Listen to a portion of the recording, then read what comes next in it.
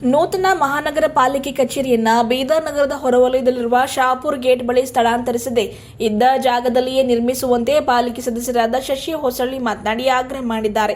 ಕರೆದ ಸುದ್ದಿಗೋಷ್ಠಿ ಉದ್ದೇಶಿಸಿ ಮಾತನಾಡಿದ ಅವರು, ಇದ್ದ ಜಾಗದಲ್ಲಿಯೇ 3-4 ಅಂತಸ್ತಿನಲ್ಲಿ ಕಚೇರಿ ನಿರ್ಮಿಸಬಹುದು. ಆದರೆ ಪೌರಾಡಳಿತ ಸಚಿವ ರಹೀಂ ಖಾನ್, ಹಾಲಿ ಮಹಾನಗರ ಪಾಲಿಕೆ ಅಧ್ಯಕ್ಷ ಮಹಮ್ಮದ್ ಗೌಸ್ ಮತ್ತು ಇತರೆ ಕಾಂಗ್ರೆಸ್ ಸದಸ್ಯರ ಜಮೀನು ಅಲ್ಲಿ ಇದ್ದು ಅವುಗಳಿಗೆ ಹೆಚ್ಚಿನ ಬೆಲೆ ಬಂದು ಲಾಭ ಮಾಡಿಕೊಳ್ಳಲೆಂದೇ ಅಲ್ಲಿ ಶಿಫ್ಟ್ ಮಾಡಲು ಮೊನ್ನೆ ನಡೆದ ಪಾಲಿಕೆ ಸಾಮಾನ್ಯ ಸಭೆಯಲ್ಲಿ ನಿರ್ಧರಿಸಿದ್ದಾರೆ ಎಂದು ಆರೋಪ ಮಾಡಿದರು. ಪಾಲಿಕೆಯಲ್ಲಿ ಕಾಂಗ್ರೆಸ್ ಪಕ್ಷಕ್ಕೆ ಬಹುಮತವಿದೆ ಎಂಬ ಮಾತ್ರಕ್ಕೆ ಏಕಸ್ವಾಮ್ಯವಾಗಿ ವರ್ತಿಸುತ್ತಿರುವ ಕೈಪಡೆ ಸಾರ್ವಜನಿಕರ ಹಿತ ಚಿಂತಿಸದೆ ಬರೀ ಹಣ ಹೊಡೆಯುವ ಹುನ್ನಾರ ನಡೆಸ್ತಾ ಇದೆ ಎಂದು ದೂರಿದರು. ನಗರದ ನೂರ್ ಕಾಲೋನಿ ಎದುರಿರುವ ಪಾಲಿಕೆ ವ್ಯಾಪ್ತಿಯಲ್ಲಿರುವ 10 ಎಕರೆ ಜಮೀನಿನಲ್ಲಿ ಬರೀ 8 ಎಕರೆ ಜಮೀನಿಗೆ ಕಾಂಪೌಂಡ್ ಗೋಡೆ ನಿರ್ಮಿಸಲಾಗಿದ್ದು 2 ಎಕರೆ ಬಗ್ಗೆ ಯಾವುದೇ ಸ್ಪಷ್ಟತೆ ಇಲ್ಲದಂತಾಗಿದೆ. ಹೀಗೆ ಕಾಂಗ್ರೆಸ್ ಸದಸ್ಯರು ತಮ್ಮ ಮನಸ್ಸಿಗೆ ಬಂದಂತೆ ವರ್ತಿಸುತ್ತಿರುವುದನ್ನ ನಗರದ ಜನ ಗಮನಿಸುತ್ತಿರುವರು ಎಂದರು. ಬೋವಿ ಸಮಾಜಕ್ಕೆ ಸೇರಿದ ಅತ್ಯಂತ ಹಳೆಯ ಮಠವಾದ ನಿರಂಜನ ಸ್ವಾಮಿ ಮಠದ ಜಾಗವನ್ನ ವಕ್ಫ್ ಆಸ್ತಿ ಎಂದು ಘೋಷಿಸಬೇಕೆಂದು ಎಐಎಂಐಎಂ ಸದಸ್ಯರೊಬ್ಬರ ಮಾತಿಗೆ ಮೆಲುಕು ಹಾಕಿದ ಆಡಳಿತ ಪಕ್ಷದ ಸದಸ್ಯರು ಅದನ್ನು ವಕ್ಫ್ ಆಸ್ತಿ ಎಂದು ಘೋಷಿಸಲು ಮುಂದಾಗಿದ್ರು. ಎಲ್ಲೆಡೆ ವ್ಯಾಪಕ ವಿರೋಧ ಕೇಳಿ ಬಂದ ಹಿನ್ನೆಲೆ ಆ ಆದೇಶ ವಾಪಸ್ಸು ಪಡೆದಿರುವುದಕ್ಕೆ ಸಮಾಧಾನವಿದೆ ಎಂದರು. ನಗರವಾಸಿಗಳಿಗೆ ಕುಡಿಯುವ ನೀರು, ನಿರಂತರ ವಿದ್ಯುತ್, ಒಳಚರಂಡಿ ಇತ್ಯಾದಿ ಮೂಲಭೂತ ವ್ಯವಸ್ಥೆ ಬಗ್ಗೆ ತಲೆ ಕೆಡಿಸಿಕೊಳ್ಳದ ಆಡಳಿತಾರೂಢ ಸದಸ್ಯರು ಹಣದ ಹಿಂದೆ ಬಿದ್ದ ಕಾರಣ ಅಭಿವೃದ್ಧಿ ಮರೀಚಿಕೆಯಾಗಿದೆ ಎಂದು ಕುಟುಕಿದ ಅವರು, ಶಾಪುರ್ ಗೇಟ್ ಬಳಿ ನಿರ್ಮಿಸಲು ಉದ್ದೇಶಿಸಿರುವ ಮಹಾನಗರ ಪಾಲಿಕೆ ಕಚೇರಿಯನ್ನ ಸ್ಥಳಾಂತರಿಸದೆ ಇದ್ದ ಜಾಗದಲ್ಲಿಯೇ ನಿರ್ಮಿಸಿ, ಇಲ್ಲವಾದಲ್ಲಿ 15 ದಿವಸದ ಒಳಗೆ ಎಲ್ಲಾ ಸಮುದಾಯದ ಮುಖಂಡರ ಜೊತೆ ಚರ್ಚಿಸಿ ಹೋರಾಟಕ್ಕಿಳಿಯಬೇಕಾಗುವ ಪರಿಸ್ಥಿತಿ ಬರ್ತದೆ ಎಂದು ಈ ಮೂಲಕ ಎಚ್ಚರಿಸಿದರು. ಪಾಲಿಕೆಯ ಇನ್ನೋರ್ವ ಹಿರಿಯ ಸದಸ್ಯರಾದ ರಾಜರಾಮ ಚಿಟ್ಟ ಅವರು ಮಾತನಾಡಿ, ಬೊಮ್ಮಗುಂಡೇಶ್ವರ ವೃತ್ತದ ಬಳಿಯ ಜಾಬ್ ಶೆಟ್ಟಿ ಕಾಂಪ್ಲೆಕ್ಸ್ನಿಂದ ಗುಂಪಾರಿಂಗ್ ರಸ್ತೆ, ಅಲ್ಲಿಂದ ಹೈದರಾಬಾದ್ ರಸ್ತೆಯವರೆಗೆ ವಿದ್ಯುತ್ ದೀಪ ವ್ಯವಸ್ಥೆ ಇಲ್ಲದೆ ಕತ್ತಲು ಆವರಿಸಿದೆ. ಈಗ ಕೆಲವೆಡೆ 20 ಕಂಬಗಳನ್ನು ಹಾಕಲಾಗಿದೆ. ಉಳಿದ ಪೂರ್ಣ ಪ್ರಮಾಣದ ವಿದ್ಯುತ್ ದೀಪಗಳ ಕಂಬಗಳನ್ನು ಅಳವಡಿಸುವಂತೆ ಅವರು ಆಗ್ರಹ ಮಾಡಿದರು. ಪಾಲಿಕೆ ಸದಸ್ಯರಾದ ರಾಜು ಚಿಂತಾಮಣಿ ಮಾತನಾಡಿದರು. ಸದಸ್ಯರಾದ ಶಿವಕುಮಾರ್ ಭಾವೇಕಟ್ಟಿ, ಪ್ರಭು ಪ್ರಧಾನ, ಅಭಿ ಕಾಳೆ, ಸಂತೋಷ್ ಪಾಟೀಲ್, ಸಂಗಮೇಶ್ ಹಾಗೂ ಇತರರು ಪತ್ರಿಕಾಗೋಷ್ಠಿಯಲ್ಲಿ ಭಾಗಿಯಾಗಿದ್ದರು. ಬೀದರ್ ಮಹಾನಗರ ಪಾಲಿಕೆಯ ಮೊದಲನೇ ಸಭೆಯಲ್ಲಿ ತಮಗೆ ಮೆಸೇಜ್ ಬಂದಿತ್ತು. ಕೆಲವು ಜನ ಅದರಲ್ಲಿ ಇದ್ರಿ. ಕಳೆದ 2 ವರ್ಷದಿಂದ ಕಾಂಗ್ರೆಸ್ ಅವಧಿಯನ್ನು ಪ್ರಾರಂಭ ಆಗಿದೆ. ಮಹಾನಗರ ಪಾಲಿಕೆಯಲ್ಲಿ ಯಾವತ್ತೂ ಕೂಡ ಪತ್ರಕರ್ತರಿಗೆ ಕರೆದಿರಲಿಲ್ಲ. ಮೊನ್ನೆ ನಾನು ಒತ್ತಡದ ಮೇರೆಗೆ ನಿಮಗೊಂದು ಮೇಲ್ ಅಷ್ಟೇ ಹಾಕಿದ್ದಾರೆ.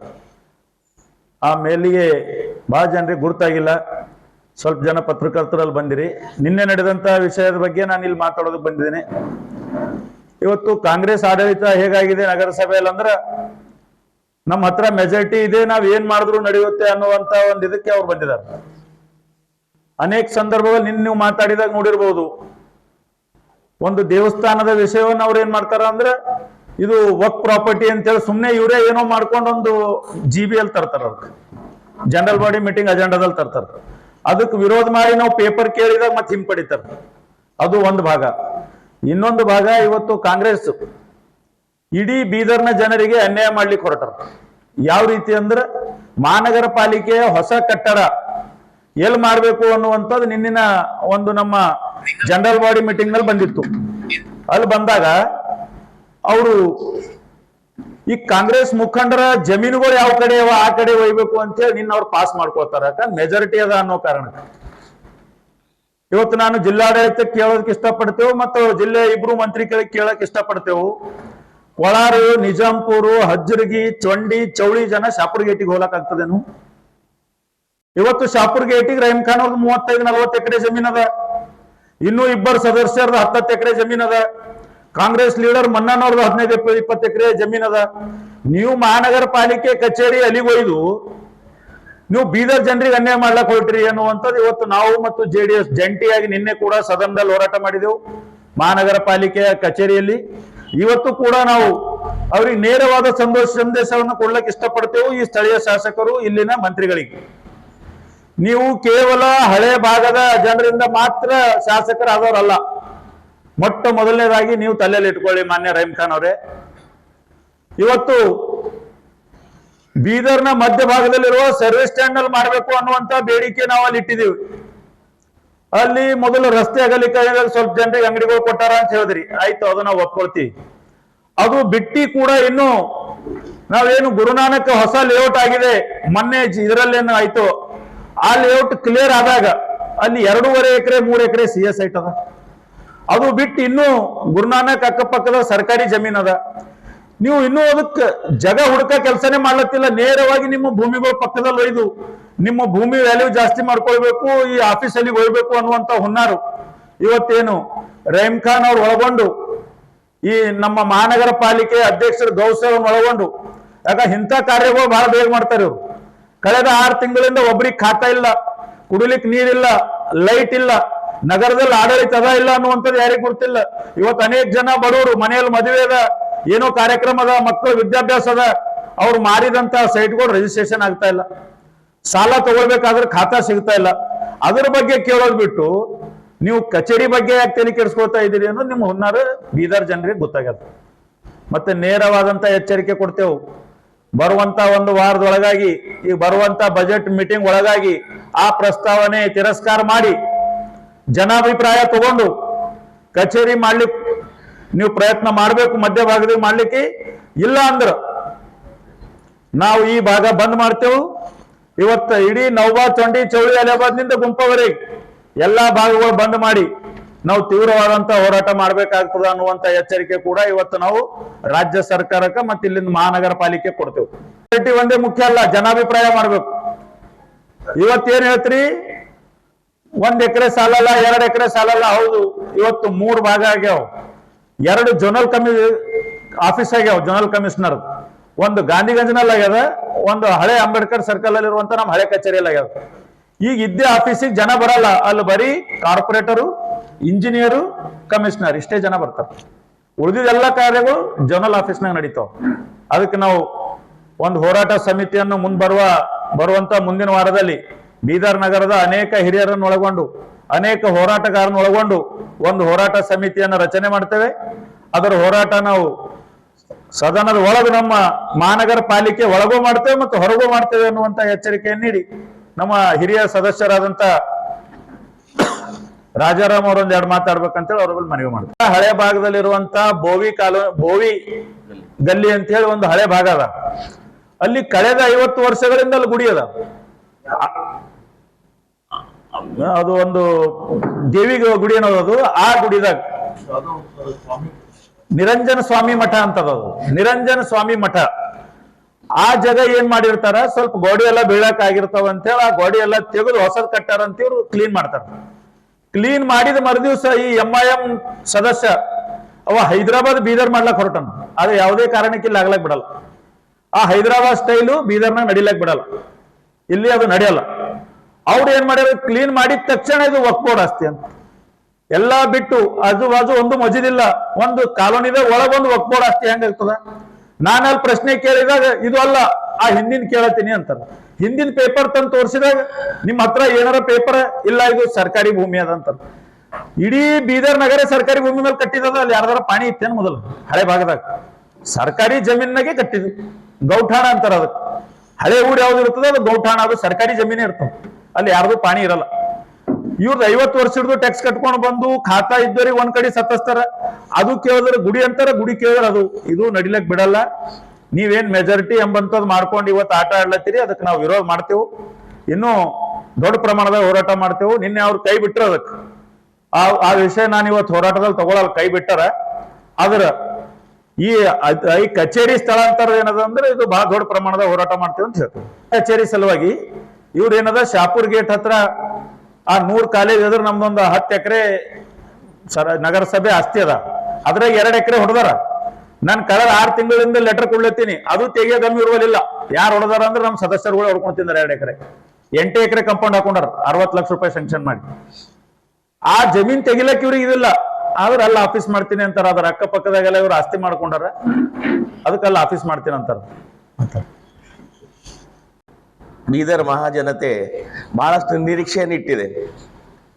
ಏನು ಒಳ್ಳೆ ಅಭಿವೃದ್ಧಿ ಆಗ್ತದ, ಮಹಾನಗರ ಪಾಲಿಕೆ ಆಗ್ಯದ ಅಂತ ಹೇಳಿ. ಆದ್ರೆ ಇಲ್ಲಿ ನಮ್ಮ ಮಹಾನಗರ ಪಾಲಿಕೆಯ ಏನು ಗೌಸದನಿದ್ದಾರ ಅವರಿಗೆ ಅನುಭವದ ಕೊರತೆ ಇದೆ. ಯಾವ ವಿಷಯಗಳನ್ನು ಅಜೆಂಡಾದಲ್ಲಿ ಇಡಬೇಕು, ಯಾವ ವಿಷಯಗಳನ್ನ ಇಡಬಾರ್ದು, ಅವ್ರಿಗೆ ನಾನು ಮೊದಲೇ ಹೇಳಿದ ಏನಂತ, ಇದು ಗೊಂದಲ ಸೃಷ್ಟಿ ಆಗಂತ ವಿಷಯ ಇದೆ. ಇದು ಹಿಂದೂ ಮುಸ್ಲಿಂ ಜಗಳ ಆಗ್ತದ. ಇಂಥ ವಿಷಯನ ಇಡಬೇಡ್ರಿ ಅಂತೇಳಿ ನಾನು GB-ಕ್ಕಿಂತ ಒಂದು ದಿವಸ ಮೊದಲೇ ಹೇಳಿದವ್ರಿಗೆ ಏನಿದ್ರ ಅಭಿವೃದ್ಧಿ ಕೆಲಸದ ಬಗ್ಗೆ ಅಷ್ಟೇ ಚರ್ಚೆ ಮಾಡ್ರಿ, ಇನ್ನಿತರ ವಿಷಯಗಳು ಮುಂದಿನ ಇದ್ರ ಇಡ್ರಿ. ಮೊದಲನೇ ಸಭೆ ಇದೆ ಅದು ನಮ್ಮದು ಮಹಾನಗರ ಪಾಲಿಕೆದು, ಅದಕ್ಕೆ ಇಂಥ ಕೆಲಸ ಮಾಡಬೇಡ್ರಿ ಅಂತ ಹೇಳಿದ. ಆದ್ರೆ ಅವ್ರು ಏನು ಮಾಡ್ಲಕ್ಕೆ ಹೊರಟಾರ ಅಂದ್ರೆ ನಾವು ಮೆಜಾರಿಟಿ ಇದೆ, ನಾವು ಏನೂ ಮಾಡ್ತೀವಿ ಅಂತಕ್ಕಂಥ ಇದು ಅವ್ರು ಮಾಡ್ತಾ ಇದ್ದಾರೆ.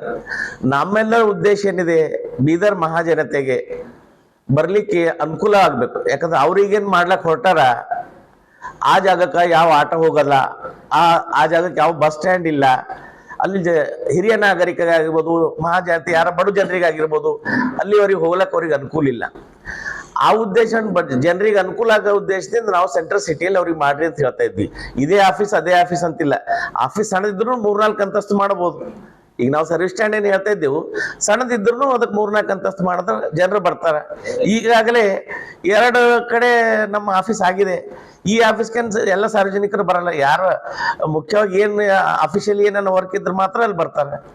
ಅಂಥದಕ್ಕೆ ಅವರು ಉದ್ದೇಶಪೂರ್ವಕವಾಗಿ ನಾವು ಇಲ್ಲ ಮಾಡಿದ್ರೆ ಇಲ್ಲೇ ಮಾಡ್ತೀವಿ, ಇಲ್ಲಾಂದ್ರೆ ಇಲ್ಲ ಅಂತೇಳಿ ಉದ್ದೇಶಪೂರ್ವಕವಾಗಿ ಅವ್ರಿಗೆ ಇಂಥ ಕೆಲಸ ಮಾಡ್ಲಕ್ಕೆ ಹೊಂಟಾರ. ಬೇಸಿಗೆಗಾಲ ಇದೆ, ನೀರಿನ ಸಮಸ್ಯೆ ಇದೆ, ಪೂರ ರೋಡ್ ಎಲ್ಲ ಕೆಟ್ಟು ಹೋಗಿದೆ ಬೀದರ್ ನಗರದಲ್ಲಿ. ಅದಂಥ ವಿಷಯಗಳು ಯಾವುವೂ ಇಲ್ಲ, ಅವ್ರ ಮನ್ಸು ಬಂದಂಗೆ ಮಾಡ್ತಾರೆ. ಮತ್ತು ಇನ್ನೊಂದು, ಅವ್ರಿಗೆ ಹೇಳೋದ್ರಲ್ಲಿ ಅರ್ಥ ಏನಿಲ್ಲ, ಅವ್ರು ಹೈಕಮಾಂಡ್ ಏನು ಹೇಳ್ತಾರೆ ಅಷ್ಟೇ ಮಾಡ್ತಾರಂತ ಅನಿಸ್ತದ. ಅವ್ರು ಮೊದಲೇ ಪ್ರೀ ಮೀಟಿಂಗ್ ಮಾಡ್ಕೊಂಡು ಬಂದಾರ. ಅವ್ರು ಏನಂತಂದ್ರೆ ನಾವು ಏನು ಹೇಳಿದ್ರೆ ಅದಕ್ಕೆ ಎಸ್ ಅನ್ಬೇಕು ಅಂತ ಹೇಳಿ, ನಮ್ದು ಯಾವುದು ನಿಮ್ಮ ಮೆಜಾರಿಟಿ ಕೈ ಎತ್ರಿ ಅಂತ ಹೇಳ್ತಾರೆ ಅವ್ರು ಎಲ್ಲ ವಿಷಯ. ಬೇರೆ ವಿಷಯ ಬಂದಾಗ ಇಲ್ಲ ನಾವು ಎಲ್ಲರೂ ಕೂಡ ಎಲ್ಲ 35 ಸದಸ್ಯರು ಒಂದೇ ರೀ ಅಂತ ಹೇಳ್ತಾರೆ. ಮೀಟಿಂಗ್ನಾಗ ಬಂದಾಗ ಮಾತ್ರ ಅಲ್ಲ, ಈ ಉರ್ದುನಲ್ಲಿ ಹೆಸರು ಹಾಕ್ರಿ, ಮರಾಠಿನಲ್ಲಿ ಹೆಸರು ಹಾಕ್ರಿ, ಯಾಕೆ ಬೇಕ್ರಿ ಅದೆಲ್ಲ?